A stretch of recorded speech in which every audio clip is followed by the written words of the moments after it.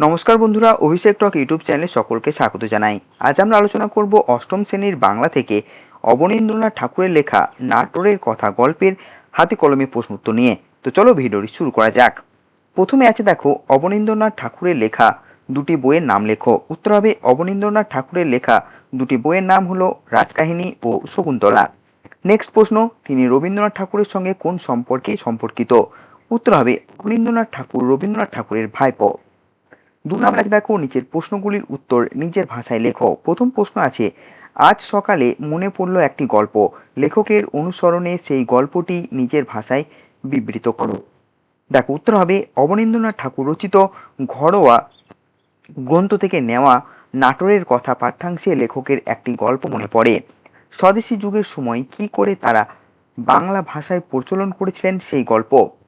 লেখকের কথা অনুযায়ী গল্পটি এমন: ভূমিকম্পের বছরে নাটোরে প্রভিন্সিয়াল কনফারেন্সের আয়োজন করা হয়েছিল। নাটোরের মহারাজা জগদীন্দ্রনাথ ছিলেন রিসেপশন কমিটির প্রেসিডেন্ট। লেখকরা তাকে নাটোর বলে সম্বোধন করতেন। নাটোর নিমন্ত্রণ করেছিলেন রবীন্দ্রনাথ সহ ঠাকুর পরিবারের সবাইকে। সেখানে গিয়ে নাটোর মহারাজের আতিথেয়তায় সকলেই মুগ্ধ হন। এরপর রাউন্ড টেবিল কনফারেন্সে রবীন্দ্রনাথ প্রস্তাব দেন প্রভিন্সিয়াল কনফারেন্স হবে বাংলায়। লেখক অবনীন্দ্রনাথ সহ তরুণরা রবীন্দ্রনাথকে সমর্থন করে, কিন্তু অনুষ্ঠানের চায়রা অর্থাৎ নেতা প্রধানরা আপত্তি জানায়। তারা যুক্তি দেয়, যেমন কংগ্রেসে সবকিছু ইংরাজিতে হয়, এখানেও তেমন হবে। এ কারণে দুটি দল বিভক্ত হয়ে ঠিক হয়, একদল বাংলায় বলবে, একদল ইংরেজিতে বলবে। এরপর প্রেসিডেন্ট সহ অন্যরা যেই ইংরেজিতে স্পিচ দিতে ওঠে, তখনই তরুণরা বাংলা বাংলা বলে চেঁচিয়ে ওঠে। এভাবে তারা কাউকে ইংরেজিতে বলতেই দেয় না। শেষমেশ ঘোরতর ইংরেজি দুরস্ত লালমোহন ঘোষ পর্যন্ত বাংলায় বক্তৃতা দেন। তাদের এই জয়ে অবনীন্দ্রনাথ সহ তরুণরা উল্লাসে ফেটে পড়ে। এভাবেই কনফারেন্সে বাংলা ভাষা চালু হয়। ২-২ প্রশ্ন, লেখকের বর্ণনা অনুযায়ী তখনকার নাটোরের মহারাজার নাম কি ছিল? উত্তর হবে অবনীন্দ্রনাথ ঠাকুর রচিত নাটোরের কথা পাঠ্যাংশ অনুসারে তখনকার নাটোরের মহারাজের নাম ছিল জগদীন্দ্রনাথ। ২-৩ প্রশ্ন, তিনি কোন রিসেপশন কমিটির প্রেসিডেন্ট ছিলেন? উত্তর হবে অবনীন্দ্রনাথ ঠাকুর রচিত নাটোরের কথা পাঠ্যাংশ অনুসারে তখনকার নাটোরের মহারাজা জগদীন্দ্রনাথ প্রভিন্সিয়াল কনফারেন্স বা প্রাদেশিক সম্মেলনের রিসেপশন কমিটির প্রেসিডেন্ট ছিলেন। নেক্সট প্রশ্ন, নাটোর নিমন্ত্রণ করলেন, সেই নিমন্ত্রণের তালিকায় কাদের নাম ছিল বলে লেখক স্মরণ করতে পেরেছেন? উত্তর হবে অবনীন্দ্রনাথ ঠাকুর রচিত নাটোরের কথা পাঠ্যাংশ অনুসারে নাটোরের মহারাজা জগদীন্দ্রনাথের আমন্ত্রিতদের তালিকায় ছিল লেখক নিজে, এছাড়াও দীপুদা অর্থাৎ দীপেন্দ্র ঠাকুর, রবি কাকা বা রবীন্দ্রনাথ ঠাকুর সহ ঠাকুর পরিবারের সকলে। এছাড়াও অনেক নেতা ও ন্যাশনাল কংগ্রেসের চায়রা আমন্ত্রিত ছিল। আরও ছিল অবনীন্দ্রনাথের পিসমশাই জানকীনাথ ঘোষাল, ডব্লিউ.সি. ব্যানার্জি, মেজ জেঠামশাই লালমোহন ঘোষ প্রমুখ। ২-৫ প্রশ্ন, রওনা হলুম সবাই মিলে হৈ হৈ করতে করতে। কোথায় রওনা হলেন, কিভাবে বা রওনা হলেন? উত্তর হবে অবনীন্দ্রনাথ ঠাকুর রচিত নাটোরের কথা পাঠ্যাংশে লেখক সহ অন্যান্যরা নাটোরের প্রভিন্সিয়াল কনফারেন্সে যোগ দিতে রওনা হলেন। কিভাবে রওনা হলেন? নাটোরের মহারাজা জগদীন্দ্রনাথের আমন্ত্রণে সাড়া দিয়ে লেখকরা অত্যন্ত আনন্দের সাথে রওনা হলেন। নাটোরের মহারাজের ব্যবস্থায় স্পেশাল ট্রেনে গিয়েছিলেন তারা। লেখক পরে গিয়েছিলেন চোয়াচাপ কানে, সাথে নিয়েছিলেন ধুতি পাঞ্জাবি। নেক্সট প্রশ্ন, সরাঘাট থেকে লেখক ও তার সঙ্গীরা কোন নদীতে স্টিমার ছড়েছিলেন? উত্তর হবে অবনীন্দ্রনাথ ঠাকুর রচিত নাটোরের কথা পাঠ্যাংশ অনুসারে লেখক ও তার সঙ্গীরা সরাঘাট থেকে পদ্মা নদীতে স্টিমার ছড়েছিলেন। পরের প্রশ্ন, স্টিমারে খাওয়া দাওয়ার প্রসঙ্গ আলোচনায় লেখকের সরস মনের পরিচয় কিভাবে দেদীপ্যমান হয়ে উঠেছে তা বুঝিয়ে দাও। উত্তর হবে দেখো অবনীন্দ্রনাথ ঠাকুর রচিত নাটোরের কথা পাঠ্যাংশে স্টিমারের খাওয়া দাওয়া প্রসঙ্গে লেখক যথেষ্ট সরস মনের পরিচয় দিয়েছেন। লেখক জানান, ডেকের উপর লম্বা টেবিলে তারা সবাই খেতে বসেছিলেন। টেবিলের একদিকে হোমরা চোমরা চায়রা ও অন্যদিকে ছোকরারা। লেখকের পাশে ছিল দীপুদা। লেখক ও দীপুদা খাদ্যরসিক ছিলেন, তবে দেখা গেল বয়রা খাবার নিয়ে আগে কর্তা ব্যক্তিদের দিকে যাচ্ছে, তার ফলে খাবার ছোকরাদের দিক পর্যন্ত বিশেষ পৌঁছচ্ছে না।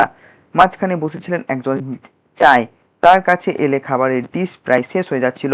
তিনি একাই 6-7খানা কাটলেট, প্লেটের অর্ধেকের বেশি পুডিং খেয়ে শেষ করেন। দীপুদা ও লেখক পুডিং না পেয়ে মুখ চাওয়াচাই করে। পরবর্তীতে দীপুদার হস্তক্ষেপে বয়রা দুটো ডিশে খাবার এনে দুপাশে দুজন যায় এবং তারাও খাবার পায়। খাদ্যরসিক লেখকের পছন্দের খাবার চোখে দেখেও না খেতে পারার অসহায়তা যেন হাস্যরসের পরিবেশ সৃষ্টি করে। এছাড়াও লেখক চায়ের খাওয়াকে জাইগ্যান্টিক খাওয়া বলে উল্লেখ করেছেন। লেখক হাসির ছলে এও বলতে ভোলেননি, ওই রকম খেয়েই ভদ্রলোকের শরীরটা ঠিক রেখেছিলেন। প্রশ্ন আছে দেখো, যেন ইন্দ্রপুরী, কিসের সঙ্গে ইন্দ্রপুরীর তুলনা করা হয়েছে, কেনই বা লেখক এমন তুলনা করেছেন? উত্তর হবে অবনীন্দ্রনাথ ঠাকুর রচিত নাটোরের কথা পাঠ্যাংশে লেখক নাটোরের মহারাজের বাড়ি ও বৈঠকখানাকে ইন্দ্রপুরীর সাথে তুলনা করেছেন। ইন্দ্রপুরী হলো দেবরাজ ইন্দ্রের বাসস্থান, সেখানে সমস্ত রকম সুখ স্বাচ্ছন্দ্য বর্তমান। লেখক নাটোরের রাজবাড়িতে পৌঁছে দেখলেন এলাহি ব্যাপার, বাড়ি বৈঠকখানা সব সুন্দর করে সাজানো, ঝাল লণ্ঠন, তাকিয়া, ভালো ভালো দামি ফুলদানি, কার্পেট, সেসবের কোনো তুলনা নেই। এমনকি আন্তরিকতায় আদর যত্নেও নাটোরের মহারাজা কোনো ত্রুটি রাখেননি। এ কারণে বিলাসে আড়ম্বরে সম্পদে অতুলনীয় নাটোর মহারাজের বাড়ি ও বৈঠকখানাকে লেখক ইন্দ্রপুরীর সাথে তুলনা করেছেন। 2-9 প্রশ্ন, একেই বলে রাজ সমাদর। উদ্ধৃতিটির আলোকে নাটোরের মহারাজার অতিথি বাৎসল্যের পরিচয় দাও।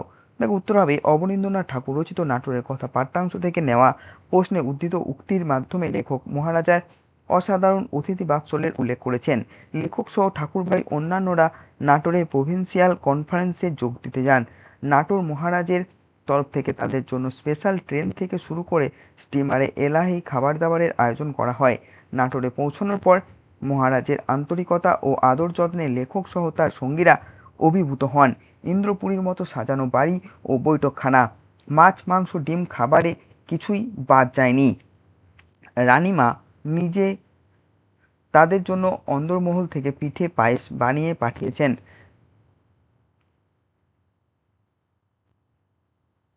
হলিকরকে বাড়িতেই বসানো হয়েছে, নানা রকমের মিষ্টি করে দিচ্ছে এবেলা ওবেলা। চাকর বাকররা না চাইতেই সব জিনিস কাছে এনে দিচ্ছিল, এমনকি তাদের ধুতি চাদরও পাট করে রাখা হয়েছিল, তাদের বাক্স খুলতে হয়নি। তাই সবকিছু মিলে এই বিপুল অভ্যর্থনা ও অতিথি বাৎসল্যকেই লেখক রাজসমাদর আখ্যা দিয়েছেন।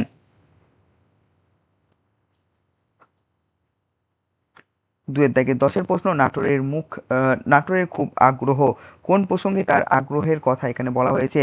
দেখো উত্তর হবে অবনীন্দ্রনাথ ঠাকুর রচিত নাটোরের কথা পাঠ্যাংশে লেখক বাড়ির অন্যান্য সদস্যদের সাথে নাটোরে প্রভিন্সিয়াল কনফারেন্সে যোগ দিতে গিয়েছিলেন। সেখানে গিয়ে তিনি নাটোরের গ্রাম ঘুরে পুরনো বাড়িঘর, মন্দির প্রভৃতি দেখেন ও সেগুলো স্কেচ করেন। তার এই স্কেচের ব্যাপারে মহারাজা জগদীন্দ্রনাথের আগ্রহের কথা এখানে বলা হয়েছে। নাটোর অবনীন্দ্রনাথকে সঙ্গে করে একেবারে অন্দরমহলে রানী ভবানীর ঘরে নিয়ে গিয়েছিলেন।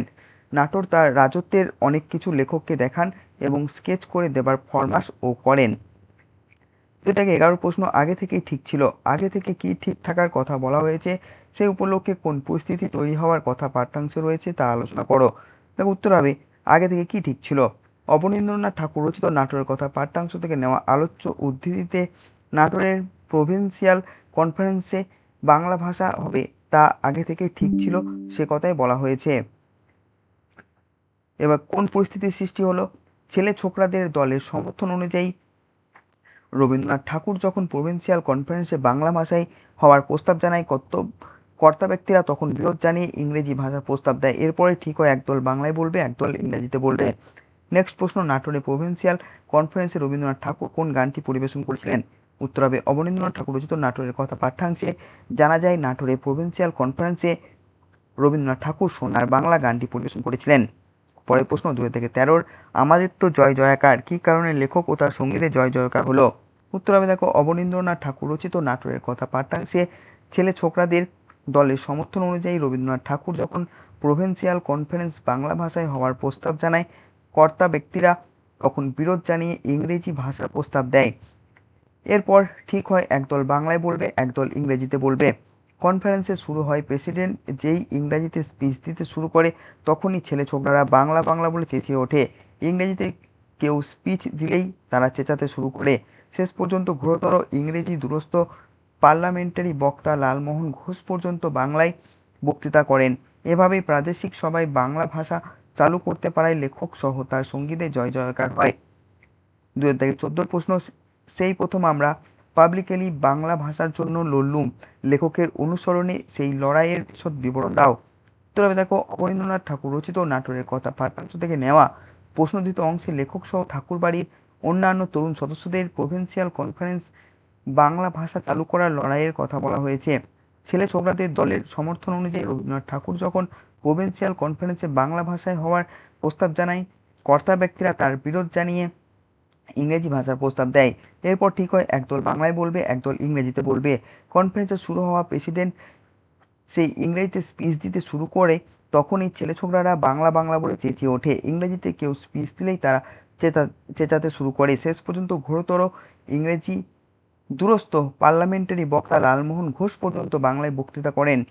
এভাবেই প্রাদেশিক সবাই বাংলা ভাষা চালু করতে পারায় লেখক সহ তার সঙ্গীদের জয় জয়কার হয়। এটি ছিল লেখকদের বাংলা ভাষার জন্য করা প্রথম পাবলিকলি লড়াই, যা সার্থক হয়েছিল।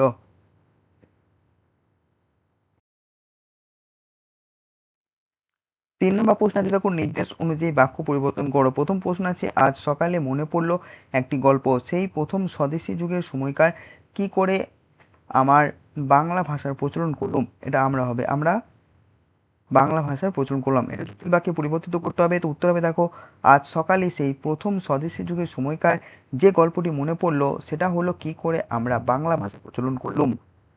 নেক্সট প্রশ্ন, ভূমিকম্পের বছর সেটা, প্রভিন্সিয়াল কনফারেন্স হবে নাটোরে, বাক্য দুটিকে জুড়ে লেখো। উত্তর হবে, ভূমিকম্পের বছরে প্রভিন্সিয়াল কনফারেন্স হবে নাটোরে।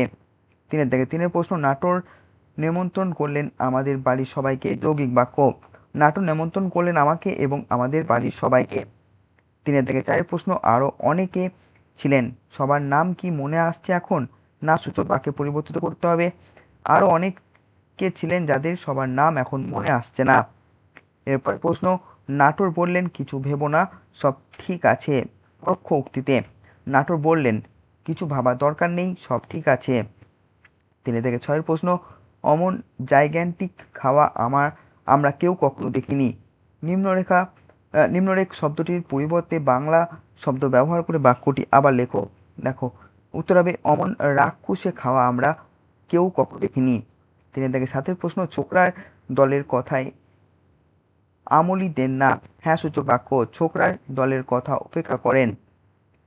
8 প্রশ্ন আছে, পিসমশাই জানকীনাথ ঘোষাল রিপোর্ট লিখছেন আর কলম ঝাড়ছেন, বাক্যটিতে দুটি বাক্যে ভেঙে লেখো। পিসমশাই নাম জানকীনাথ ঘোষাল, তিনি রিপোর্ট লিখছেন আর কলম ঝাড়ছেন। 9 প্রশ্ন, গরম গরম সন্দেশ আজ চায়ের সঙ্গে খাবার কথা আছে যে অবন্দা। নিম্নরেখ শব্দের প্রকার নির্দেশ করো এবং অর্থ এক রেখে অন্য শব্দ ব্যবহার করে বাক্যটি আবার লেখো।